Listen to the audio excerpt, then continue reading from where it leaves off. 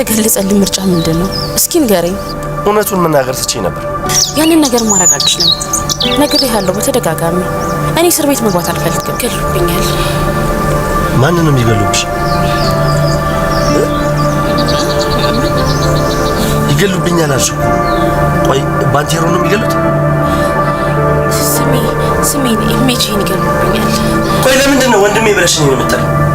ንገሪኛ፣ ለምንድን ነው ወንድሜ ብለሽ የምትጠሪው? ወንድሜ ስለሆንክ ነው። እንደዛ ብታስቢኝ ማኖሩ የተፈጠረውን ነገር ያስጨነቀሽን ነገር መተሽ ትነግሪኝ ነበር። ግን ይሄ ላንቺ አንድ ተራ ዳዊት ነው። አቶ መሰለ እዚህ ነው? ምን? አዎ ሰውየው እዚህ ነው። እና ዴቭ አትጨነቅ፣ የዚህ ሰውዬ ጉዳይ ያከተመለት ነገር ይመስላል። የምርህን? እንደድሎ ነው። አቶ መሰለ ኮማ ላይ የገዛ ሰራተኛው ነው አሉ። የሰራውበትን ገንዘብ ከልክለኛል ብሎ ጥይት ያርከፈከፈበት እኮ አቶ መሰለ ላይ እሰው ነው። ለምንድን ነው ማይተወኝ? ለምንድን ነው ህይወቴ እንዲኖር የማይፈቅድልኝ?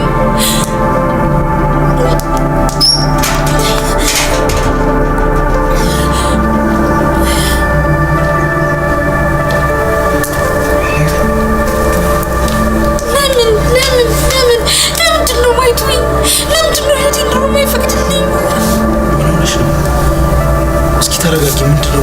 መቼስ አንተ ከስር የተፈታው በተአምር እንዳልሆነ ታውቀዋለህ። ያው እጄ ላይ የተያዘው አደንዛዥ ትክክለኛ እንዳልሆነ ስላረጋገጡ ነው የፈቱኝ። እንደሱ አይደለም። ሔዋናት ራሷን አደጋ ላይ ጥላ የማይሆን ስምምነት ከነሱ ጋር ተስማምታ ነው የተፈታው። የምርህን ነው ዴቭ? አዎ፣ የምስማማችሁን ስምምነት እያንዳንዱን ካልፈጸመች ደግሞ አንተም እሷም ሁላችንም ሊገድሉን ይችላል በማንኛውም ሰዓት። አሁን በእነሱ ቁጥጥር ስር ነው። ሔዋን አማራጭ ባጣችበትና ተስፋ በቆረጠችበት አለኝ የምትለውን የወንድሟን ማስታወሻና የወንድሟ ምድር ላይ አለኝ ብላ የምታስበው አንድ ነገር ቤቱ ብቻ ነበረ ማለት ነው። ይሄንን ደግሞ ሮዛ ያለምንም ርህራሄ ልትወስድባት አሰፍስፋ ነበር። በስተመጨረሻ ላይ ግን ያልታሰበው ነገር ተከስቷል ማለት ነው። ሔዋን ወረቀቱ ላይ በሙሉ ፈርማ ለሮዛ ልታስረክብ ባለችበት ቅስፈት እንግዲህ ባንቴሮ ኬት መጣ ሳይባል ወረቀቱን ተቀብሎ ቀዳዶ የሮዛን ህልምና ቅዠት አብስሯታል ማለት ነው። መቼም ቢሆን እሷ የሰው ነገር የእሷ ሊሆን እንደማይችልና ቤት የሚባል ነገር ሊኖራት እንደማይችል አስረግጦ ነግሮ አስደንግጧታል ማለት ነው። ባንቴሮ እንግዲህ ለሔዋን ብዙ መስዋዕቶችን እየከፈለ እንደሆነ እናውቃለን። አሁንም ሳይታሰብ ዴቭ ያላደረገውን ነገር ባንቴሮ የሔዋን የወንድሟን ማስታወሻና የወንድሜ ቅርስ ነው ብላ የምታስበውን ለሮዛ አሳልፋ ልትሰጣት የነበረውን የቤት አድኖላታል ማለት ነው። ሔዋን እንግዲህ ለባንቴሮ ምን እንደምትለውና እንዴት አድርጋ እንደምታመሰግነው ቃላቶች ራሱ ብዙ ጊዜ አይበቋትም ማለት ነው። ስለዚህ ሮዛ ያሰበችው ነገር ውድቅ ሆኖባታል በባንቴሮ ምክንያት ማለት ነው። ባንቴሮ ለምን እንደዚህ እንዳደረገ ባናቅም መቼም ቢሆን ሔዋን እንድትጎዳበትና ማንም እንዲነካት ወይም ደግሞ ተከፍታ ማየት ስለማይፈልግ ይሄንን ነገር አድርጎታል ማለት ነው። ሌላው ሉሊት እንግዲህ ከእድሜያ በላይ ትልቅ ችግሮችንና መከራዎችን እያሳለፈች ያለች ልጅ ነች ማለት ነው። ከዚህ በፊት እናትየዋ ችግር ላይ ሆነው ባሉበት ሰዓት ምንም ሳታስብ የትምህርት ቤት ለልጆች የተጠራቀመ ብር አሳልፋ ሰጥታቸው ነበር። ዛሬ ላይ ደግሞ ያ ነገር ብዙ ዋጋ ሊያስከፍላት ባለበት ሰዓት እንግዲህ እናትየዋ እኔ እያለው አትቸገሪም በማለት ቅርስና ማስታወሻቸውን እንግዲህ አውጥተው የአንገት ሀብላቸውንና የአያታቸውን ማስታወሻ አውጥተው ሊሸጡ እና ገንዘቡን ሊከፍሏት ባሉበት ሰዓት ዴቭ ደግሞ ባልታወቀ ሰዓት እንግዲህ ይሄ ነገር ከመከሰቱ በፊት ደርሶ አድኖላቸዋል ማለት ነው።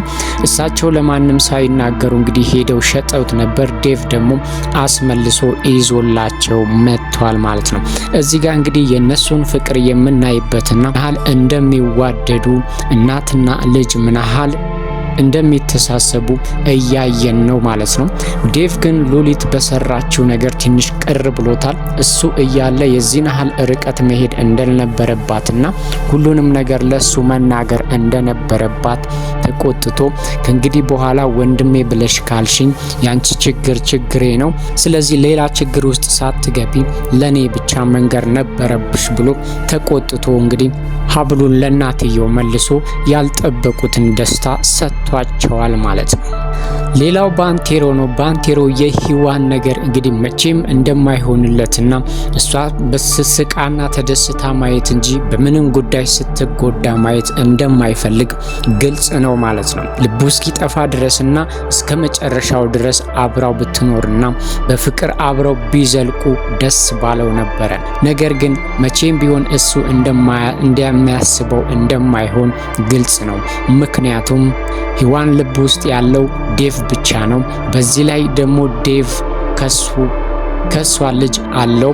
ይሄንን ነገር ሚስጥር አድርጋ ብትይዘውም መጋለጡ የማይቀር ነውና ባንቴሮም ቢሆን ይሄንን ነገር ሲሰማ በሁለቱ መካከል ምን ያህል ሊያስተሳስራቸው የሚችል ነገር እንዳለ ሲያቅ ምናልባት ፍቅሩ ካልቆረጠለት በስተቀር አሁን ግን በሷ ፍቅር እየተብሰለሰለና መከራውን እያየ እንደሆነ እያየነው ነው ማለት ነው። ባያት ቁጥር ስሜቱን መቆጣጠርና ሁሌም እንደሚወዳት ቢነግራት የሚፈልገው ባንቴሮ ዛሬ ላይም ምንም ነገር ከሷ ምላሽ ሳይጠብቅና ፍቅሯንም ሳይፈልግ ለብቻው እየወደዳትና እስከ ህይወቱ ፍጻሜ ድረስ መስዋዕት ሊከፍልላት እንደሚችል በግልጽ እያሳያት ነው ማለት ነው።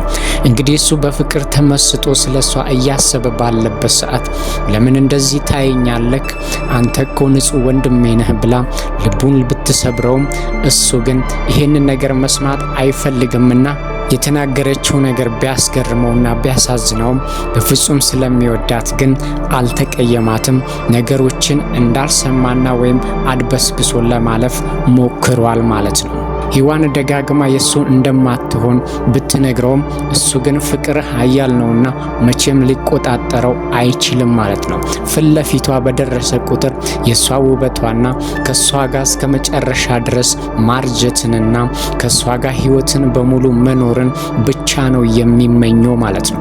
ለዚህ ነው ብዙ ጊዜ አስቀድሞ መስዋዕቱን የሚከፍልላት ምንም ነገሮችን ሳያስብ ለሷ የሚጋፈጠውና ትልቅ ችግሮች ሲመጡ ራሱ ከፊት ለፊቷ የሚቆመው ማለት ነው። እሷም ላደረገላት ነገር እስከ ምድር ጫፍ ድረስ ብትሄድ እንኳን እንደማትረሳው ብትነግረውም እሱ ግን የሚፈልገው ዘላለም ከሱ ጋር እንድትኖር ብቻ ነበረ።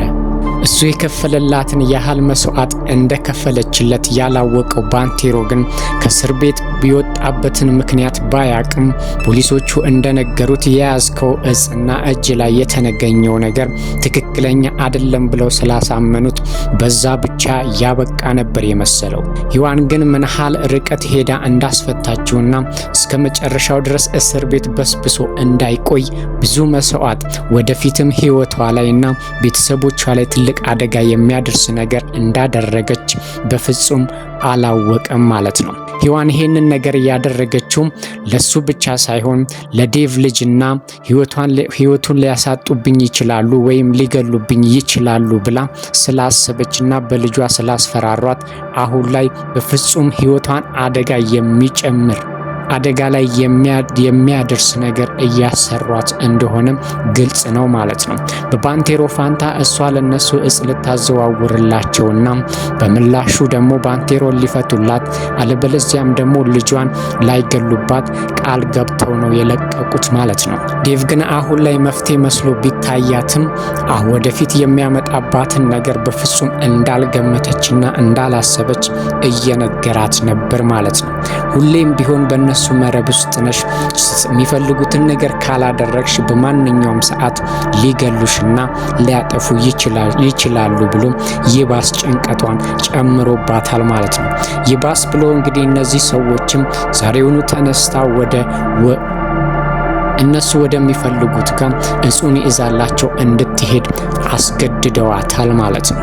ዴቭም ይሄንን ነገር እያደረገች ያለችው ነገር ለምን እንደሆነ ባይገባው ከዚህ የተሻለ ብዙ አማራጮች እንዳሉ ደጋግሞ ቢነግራትም እሷ ግን መስዋዕት እየከፈለች ያለችው ለልጃቸው እንደሆነ በፍጹም ስላላወቀ አሁን ላይ በቀጥታ እሷ ላይ መፍረድን ብቻ ተያይዟል ማለት ነው። እኔ ይሄንን ካላደረኩኝ ይገሉብኛል ልጄን ወይም ደግሞ ይገሉብኛል የሚለውን ቃል ብቻ አሰምታው የተናገረችው ቃል ምንም ግራ ቢያጋባው ዴቭ ግን የመሰለው ባንቴሮን ይገሉብኛል ያለች ነው የመሰለው እንጂ እሷ እያወራች ያለችው ስለ ሁለቱ ልጅና ስለ አብራካቸው ክፋይ እንደሆነ በፍጹም አላወቀም ማለት ነው።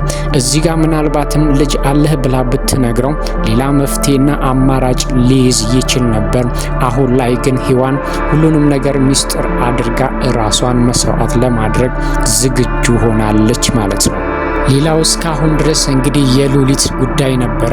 ሉሊትን ሲያሰቃይና አባቷን ለሞት እየጋረደው ወይም ደግሞ እናትየዋ ከአገሯና ካደገችበት ቀይ ተሰዳ ለዛሬ ማንነቷና ለችግር እንድትጋለጥ እያደረጋት አቶ መሰለ እስከ መጨረሻው ድረስ ሊያበቃለት እንደሆነም ባንቴሮ ስልክ ተደውሎ ተነግሮታል ማለት ነው። ይሄ ነገር ትልቅ ደስታ የሚሆነው ከማንም በላይ ለሉሊት እንደሆነ ግልጽ ነው ማለት ነው። በልጅነቷ ከእናትና ከአባቷ ጋር እንዳትኖር እያደረገ በስቃይና በመከራ ብዙ መከራ እንድታልፍ እያደረጋት የነበረው ሰውዬ ዛሬ ላይ ራሱ በቀጠረው ሰውዬ በጥይት ተመቶ በነፍስ እንደሆነ ስለተነገራቸው፣ ስለዚህ የሉሊት እናትም ይሄ ዜና ለነሱ ትልቅ ዜና ስለሆነ ወደ ቀያቸውና ወደ በፊት ህይወታቸው ሊመለሱ ጓዛቸውን ጠቅለው ከሮዛም ጭቅጭቅና ውጡልኝና ብዙ መከራና ስቃይ እስከ መጨረሻው ድረስ ለመገላገል ጓዛቸውን ጠቅለው ተነስተዋል ማለት ነው። መጀመሪያውንም አቶ መሰለን ሽሽትና ህይወታቸውን እንደባላቸው እንዳያሳጣቸው ስለነበር አሁን ሁሉም ነገር ያበቃለትና እሱ ደግሞ በህይወትና በሞት መካከል ስለሆነ ምናልባትም የቀረችው ጥቂት ቀን እንደሆነ ስለገባቸው ወደ ቀያቸው ሄደው የድሮ ህይወታቸውን እንደሚኖሩና ልጃቸውን በፈለገች ሰዓት ሄዳ እንደምትጠይቃቸውና እንደምታያቸው ቃል ተገባብተዋል ማለት ነው።